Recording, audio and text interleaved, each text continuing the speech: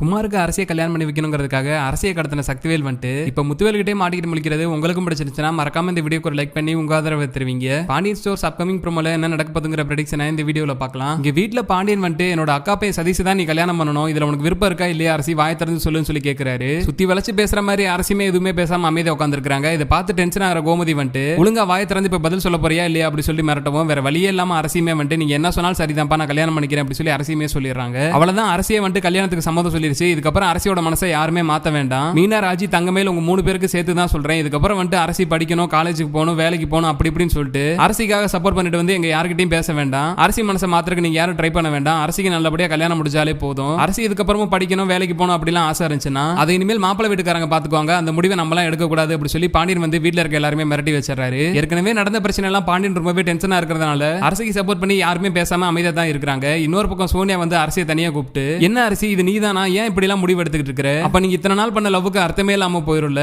உன்னை குமார் அவ்வளவு தூரம் நம்பிக்கிட்டு இருந்தா திடீர்னு பார்த்தா உங்க அப்பா ஒரு வார்த்தை சொல்லிட்டாருங்கிற காரணத்துக்காக யாருனே தெரியாத பையனை போய் கல்யாணம் பண்றதுக்கு தலை நீட்ட போறியா அப்படி இப்படி சொல்லிட்டு கொஞ்சம் மனசு மாறிக்கிட்டு இருக்கிற அரசியை மனசை மாத்திர மாதிரி இவங்க பேசிக்கிட்டு இருக்காங்க. குமார்னாவது சின்ன பையன்ல இருந்து உங்க வீட்டுக்கு முன்னாடி இருந்து வளர்ந்த பையன், அவனை கண்ணால பாத்துருக்கிற அவனோட கேரக்டர் என்னன்னு தெரியும். நீங்க 2 பேரும் லவ் பண்ணிருக்கீங்க, ஒருத்தர் இவ்வளவு தூரம் புரிஞ்சு வச்சிருக்கீங்க. அப்படி இருந்தா தானே லைஃப்ல செட் ஆகும். யாருனே தெரியாத பையன், அந்த பையனை நீ கண்ணில் கூட பார்த்ததே கிடையாது. அப்படி இருக்கிறப்ப அந்த பையனை கல்யாணம் பண்ணிட்டு அந்த பையன் கூட எப்படி கடைசி வரைக்கும் வாழ்க்கையை நடத்த போற, இதெல்லாம் பாக்குறதுக்கு சுத்தமா நல்லாவே இல்ல அரசி. உங்க அப்பா அம்மாக்காக இந்த முடிவெல்லாம் எடுத்துறாத, உனக்குன்னு ஒரு வாழ்க்கை இருக்கு. பெரியவங்க இன்னைக்கு இப்படிதான் சண்டை போடுவாங்க, நாளைக்கு நீங்க கல்யாணம் பண்ணிட்டு வந்தீங்கன்னா எதுவுமே சொல்ல மாட்டாங்க.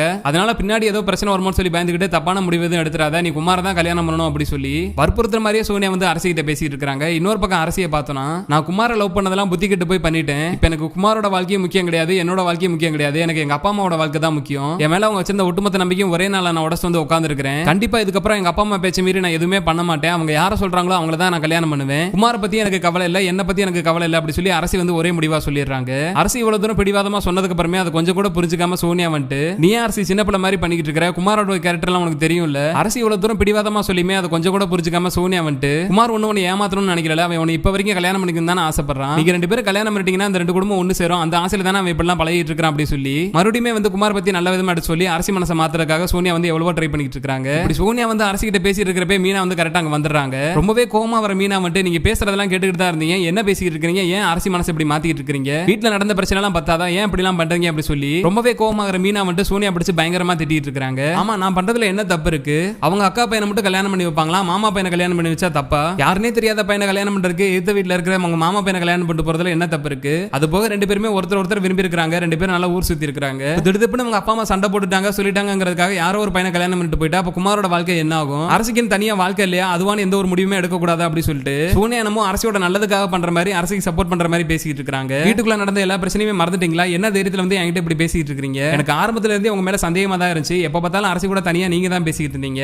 அப்ப ஆரம்பத்துல இருந்து இந்த பிரச்சனை எல்லாமே உங்களுக்கு தெரிஞ்சிருக்கு, நீங்க தான் உங்க 2 பேருக்கும் ஹெல்ப் பண்ணிட்டு இருந்தீங்களா அப்படி சொல்லிட்டு மீனா வந்து வேலிடான क्वेश्चन கேட்க ஆரம்பிக்குமே சோனியாவுக்கு அடுத்து என்ன பண்றதுன்னு தெரியல. உடனே சுதாரிச்சுக்கிற சோனியா வந்து மீனாவை மிரட்டுற மாதிரி பேச ஆரம்பிக்கிறாங்க. என்கிட்ட வந்து நீ இப்பெல்லாம் பேசிட்டு இருக்காத அப்படி சொல்லி மீனாவை மிரட்டிட்டு இருக்காங்க. நீங்க இப்படி அரசு கிட்ட சொல்லி கொடுத்த விஷயத்தை மட்டும் நான் வீட்டுக்குள்ள சொன்னா என்ன நடக்கும் தெரியுமா, அதோட உங்க வாழ்க்கை முடிஞ்சிரும், உங்களை வீட்டை விட்டு வெளியே அனுப்பிச்சிருவாங்க. இந்த விஷயம் பழனி சித்தப்பாக்கு தெரிஞ்சா என்ன பண்ணுவாங்க தெரியுமா, பாண்டியன் மாமா எதுவுமே பண்ணாலும் பழனி சித்தப்பாவே உங்களை வீட்டை விட்டு விரட்டிடுவாரு, உங்க நல்லதுக்காக தான் சொல்றேன், இதுக்கப்புறம் அரசியோட வாழ்க்கையில தலையிட்டாதீங்க அவ்வளவுதான் அப்படி சொல்லிட்டு மீனா வந்து சோனியாவை பயங்கரமா மிரட்டிக்கிட்டு அரசியை கூப்பிட்டு வீட்டுக்குள்ள போயிடுறாங்க. எப்படியாவது அரசி கிட்ட பேசி மனசை மாத்தியலாம்னு பார்த்தா கடைசியில இந்த மீனா வந்து எல்லாத்தையும் எடுத்து விட்டுருச்சு அப்படி சொல்லி ரொம்பவே கோவமா சோனியா வந்து அடுத்து என்ன பண்றதுன்னு தெரியாம டைரக்டா முத்துவேல் வீட்டுக்குள்ள போறாங்க. வீட்டுக்குள்ள போற சோனியா வந்து சக்திவேல் கிட்ட அங்க பாண்டியன் வீட்டுல எவ்வளவு பிரச்சனை நடந்துட்டு இருக்கு, நீங்க என்ன சந்தோஷமா உட்கார்ந்து வேலை பார்த்துட்டு இருக்கீங்க அப்படி சொல்லி கேக்குறாங்க. சக்திவேலுக்குமே அங்க என்ன பிரச்சனை போயிட்டு இருக்குன்னு தெரியாம அவருமே சந்தோஷமா சிரிச்சுட்டு இருக்காரு. அவங்க வீட்டுல பிரச்சனை வரணுங்கிறக்காக தானே நான் குமார் அந்த பிள்ளையை லவ் பண்ண சொன்னேன், இதுக்கப்புறம் தானே பெரிய பெரிய பிரச்சனை எல்லாம் வரப்போகுது அப்படி சொல்லி சக்திவேல் சிரிச்சுட்டு இருக்காரு. அப்பதான் சோனியா வந்து பாண்டியன் வீட்டுல என்ன நடந்துச்சுங்கிற எல்லா விஷயத்தையுமே சொல்றாங்க. நீங்க இப்படி உட்கார்ந்து பகல் கனவு கண்டுகிட்டு இருங்க, அங்க எல்லா வேலையுமே முடிச்சிட்டாங்க, அரசியை பிடிச்சு எல்லாருமே அடிச்சு அரசி கிட்ட வந்து சத்தியமே வாங்கிட்டாங்க,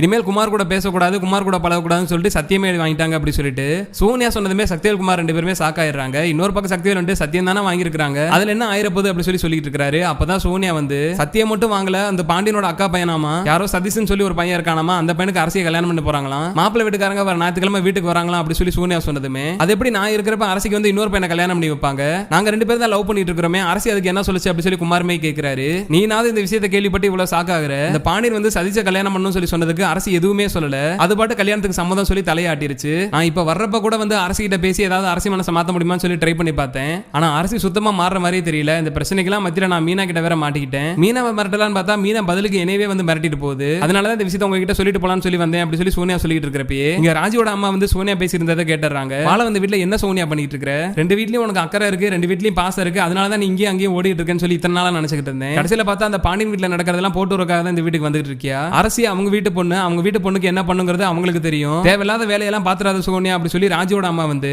சோனியாவை திட்டுறது மட்டும் இல்லாம சக்திவேலுக்குமாரையும் மறைமுகமா திட்டுற மாதிரி திட்டிட்டு போயிடுறாங்க. என்னப்பா திடீர்னு கல்யாணம் வரைக்கும் முடிவு எடுத்துட்டாங்க, இதுக்கப்புறம் நான் என்னப்பா பண்றது, ஒரு பக்கம் பெரியப்பா வேற இவ்வளவு தூரம் பிரச்சனை பண்ணிட்டு இருக்காரு, அடுத்து என்னப்பா பண்றது, அவ்வளவுதானே எல்லாமே முடிஞ்சா அப்படி சொல்லி குமார் புலம்பிட்டு இருக்கிறப்ப இதுக்கப்புறம் யோசிக்கிறதுக்கு எதுவுமே இல்ல, நீ அரசியை தூக்கிட்டு போய் கல்யாணம் பண்ணிட்டு வந்துரு. இந்த பாண்டியன் எப்படி கோமதியை தூக்கிட்டு போய் கல்யாணம் பண்ணானோ, இந்த கதிர் எப்படி ராஜி தூக்கிட்டு போய் கல்யாணம் பண்ணிட்டு வந்தானோ, அதே மாதிரி நீ இந்த அரசியை கூட்டு போய் கல்யாணம் பண்ணிட்டு வந்துரு அப்படி சொல்லி சக்திவேல் வந்து குமாருக்கு ஐடியா கொடுத்துட்டு இருக்காரு. நீங்க என்ன வேணாலும் பண்ணுங்க, அதுல என்னைய மட்டும் மாட்டி விட்டுறாங்க, சப்போஸ் இந்த விஷயம் மட்டும் வெளியே தெரிஞ்சுனா அடுத்து என்னால இந்த வீட்லயே இருக்க முடியாது, ஏற்கனவே மீனாக்கு வந்துட்டு நான் தான் அரசிக்கு குமாருக்கு ஹெல்ப் பண்ணுங்கிற விஷயம் தெரிஞ்சிருச்சு, அதனால எது பண்ணாலும் பார்த்து பண்ணுங்க அப்படி சொல்லி சோனியா வந்து பயந்துட்டு இருக்காங்க. அதெல்லாம் உனக்கு எந்த பிரச்சனையும் வராது, நீ தைரியமா போ அப்படி சொல்லி சக்திவேலுமே வந்து சோனியா அனுப்பிச்சு வைக்கிறாரு. இங்க கரெக்டா ஞாயிற்றுக்கிழமை காலையில மாப்பிள்ளை வீட்டுக்காரங்க வர டயத்துக்கு முன்னாடி பொண்ணு தூக்குறதுக்காக குமார வந்து சக்திவேல் அனுப்பிச்சு வைக்கிறாரு. ஆனா குமார் பயந்துகிட்டே போக மாட்டேன்னு சொன்னதால வேற வழியே இல்லாம சக்திவேல் வந்து அரசியை தூக்கலாம்னு சொல்லி முடிவு பண்ணி வீட்டுக்கு வெளியே உட்கார்ந்திருக்கிற அரசியை வீட்டாளுக்கு யாருக்குமே தெரியாம சக்திவேல் வந்து கடத்திடுறாரு. இன்னொரு பக்கம் அங்க பாண்டியன் வீட்டுல கோமதி வந்து மாப்பிள்ளை வீட்டுக்காரங்க வர போறாங்க, இந்த அரசியை கூட்டு போய் ஃபர்ஸ்ட் ரெடி பண்ணுங்க அப்படி சொல்லிட்டு மீனா கிட்டே ராஜி கிட்டே சொல்லி அனுப்பிச்சு வைக்கிறாங்க. மீனாவும் ராஜி வீட்டுக்கு வெளியே வந்து பாக்குறப்பதான் அரசி வீட்லயே இல்லங்கிற விஷயம் அவங்களுக்கு தெரியுது. அரசி வீட்டுல இல்லன்னு தெரிஞ்ச உடனே வந்து மீனாக்கு நல்லாவே புரிஞ்சிருது, இது கண்டிப்பா அந்த குமாரோட வேலையா தான் இருக்கும், இந்த சோனியா சொல்லி கொடுத்ததான் எல்லா வேலையும் நடந்திருக்கும் அப்படி சொல்லிட்டு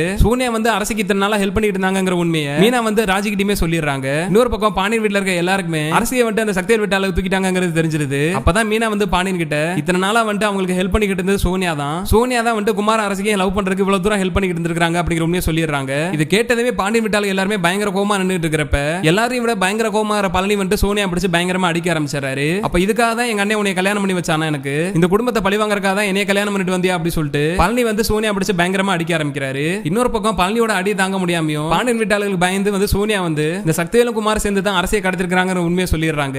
கூடிய சீக்கிரமே இது மாதிரி நடந்து இந்த சக்திவேலு குமார் சேர்ந்து அரசியை கடத்துறதுக்கு முன்னாடியே இந்த மீனாவே வந்து சோனியா பத்தின உண்மையான கேரக்டரை வீட்டுல இருக்க எல்லார்ட்டையும் சொல்லி இந்த சோனியாவுக்கு ஒரு முடிவு கட்டிட்டாலே அரசி வாழ்க்கையில குமார்னால எந்த பிரச்சனையும் வராதுன்னு நீங்களும் நினைச்சீங்கன்னா மறக்காம இந்த வீடியோக்கு ஒரு லைக் பண்ணி உங்க ஆதரவை தெரிவிங்க.